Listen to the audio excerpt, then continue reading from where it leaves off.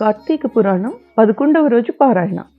10వ రోజు పారాయణలో యుద్ధంలో అయోధ్య రాజైన పురంజయుని పరాజయం, అతని పురోహితుని హితబోధ వరకు చెప్పుకున్నాం కదా. ఈ రోజు పారాయణలో పురంజయుని పశ్చాత్తాపం, కార్తీక పౌర్ణమి నాటి హరిపూజ, దీపారాధన మహిమ, పురంజయుని మోక్షం, వీటన్నిటినీ ఈ రోజు పారాయణలో తెలుసుకుందాం. రెండవ నాటి యుద్ధంలో పురంజయుడు విజయం సాధిస్తాడు. ఆ విషయాన్ని అత్రి మహర్షి ఇలా చెప్పసాగాడు. అగస్త్య, పురంజయుని పురోహితుడైన సుశీలుడు చేసిన బోధతో పురంజయుడు తక్షణమే విష్ణువు ఆలయానికి వెళ్లి అనేక రకములైన ఫలములు, పుష్పములు, తులసి దళాలు, వీటన్నిటితో విష్ణువును షోడశోపచారాలతోనూ పూజించి ప్రదక్షిణ నమస్కారాలు అర్పించి మేళ తాళాలతో ఆయన్ని కీర్తించి పారవస్యంతో నర్తించాడు. అంతేకాకుండా బంగారంతో విష్ణు ప్రతిమను చేయించి దానికి కూడా పూజలు చేశాడు పురంజయుడు.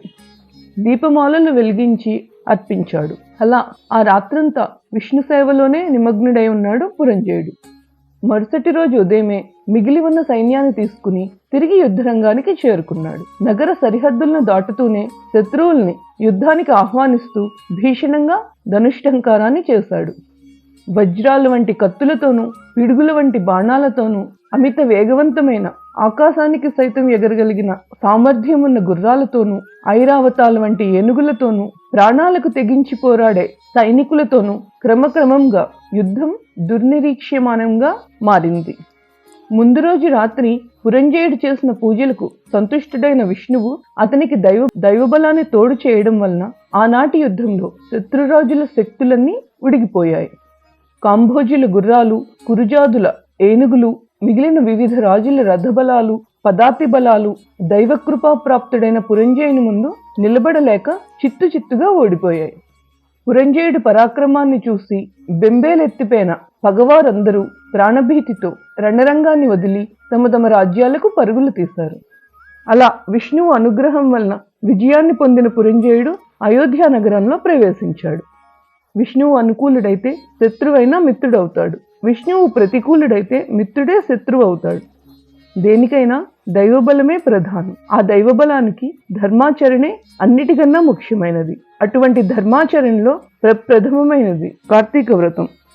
శ్రీహరిని ఎవరైతే సేవిస్తారో వారి సమస్త దుఃఖాలు కూడా చిటికెలోనే తీరిపోతాయి. విష్ణు భక్తి సిద్ధించడమే కష్టతరం. అందున కార్తీక వ్రతాచరణపై ఆసక్తి, చేసే శక్తి కలగడం చాలా కష్టతరం. కలియుగంలో ఎవరైతే కార్తీక వ్రతము, శ్రీహరి సేవ వదలకుండా చేస్తారో వారు వైష్ణవోత్తములుగా పరిగణించబడతారు. 4 వేదాలు చదివిన వాడైన, హరిభక్తి పరాయణుడైన, కార్తీక వ్రతనిష్ఠుడైన స్త్రీ పురుషులు ఎవరైనా సరే ఈ సంసార సాగరం నుంచి బయటపడి ఉత్తమగతులు పొందాలనే కోరికతో విష్ణువుని అర్చించినట్లయితే తక్షణమే వాళ్ళు తరించుకుపోయినట్లుగా భావించి భక్తులకు ఇహపరాలు రెండిటినీ అనుగ్రహించి రక్షించగలిగిన ఏకైక దైవం ఆ వాసుదేవుడే. విశ్వమంతా నిండి ఉన్న ఆ విష్ణువు యందు భక్తి ప్రపత్తులు మనసు లగ్నమైన వారికి మాత్రమే ఈ కార్తీక వ్రతం చేసే అవకాశం దొరుకుతుంది. కాబట్టి వేద సమ్మతము, సకల శాస్త్ర సారము, అతి గోప్యము, సర్వవ్రతముల్లో ఉత్తమము అయిన ఈ కార్తీక వ్రతాన్ని ఆచరించిన, కనీసం కార్తీక మాహత్యాన్ని మనస్ఫూర్తిగా విన్నా కూడా వాళ్ల పాపాలన్నీ నశించి అంత్యంలో వైకుంఠం చేరుతారు.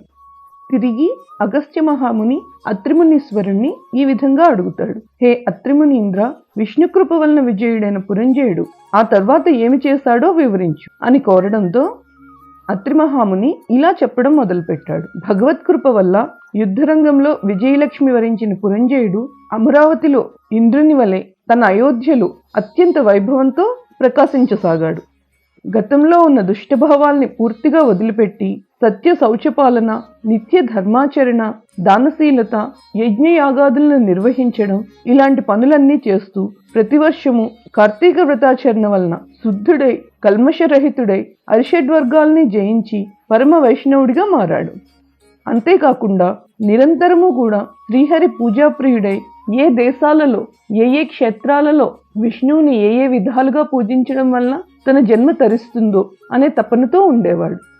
అంతగా హరిసేవ తత్పరుడైన కారణంగా ఒకనాడు ఆకాశవాణి, పురంజయ, కావేరీ నదీ తీరంలో శ్రీరంగ క్షేత్రం ఉంది. శ్రీరంగనాథుడనే పేర అక్కడ వెలిసి ఉన్న విష్ణువును కార్తీక మాసంలో అర్చించి జనన మరణాల నుండి కడతేరి మోక్షాన్ని పొందు అని ప్రబోధించడంతో రాజ్యపాలనను మంత్రులకి అప్పగించి తనకు సరిపడా సైన్యాన్ని తీసుకుని అనేక తీర్థక్షేత్రాలను దర్శిస్తూ అక్కడక్కడి విధి విధానాలను అనుసరించి శ్రీహరిని అర్చిస్తూ కావేరీ మధ్యగతమైన భూలోక వైకుంఠమైన శ్రీరంగాన్ని చేరి కార్తీక మాసమంతా కావేరీ నదిలోనే స్నానం చేస్తూ శ్రీరంగంలో రంగనాథునికి సేవల్ని చేస్తూ ప్రతి క్షణము కూడా శ్రీకృష్ణ గోవింద రంగనాథ అని హరినామస్మరణే చేస్తూ జపదానాదులు అన్నిటినీ నిర్వర్తిస్తూ కార్తీక మాస వ్రతం పూర్తి చేసుకుని తిరిగి అయోధ్యని చేరుకున్నాడు.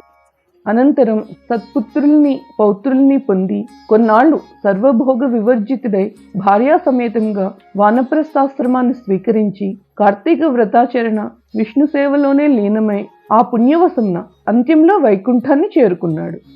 ఈ విధంగా స్కాందపురాణ అంతర్గతమైన వశిష్ఠ ప్రోక్తమైన కార్తీక మాహత్యంలోని 11వ రోజు పారాయణ ముగుస్తుంది.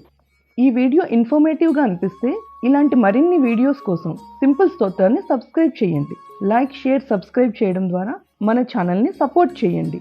మీ సపోర్ట్ మాకెంతో అవసరం. Please like, share and subscribe. Thank you for watching.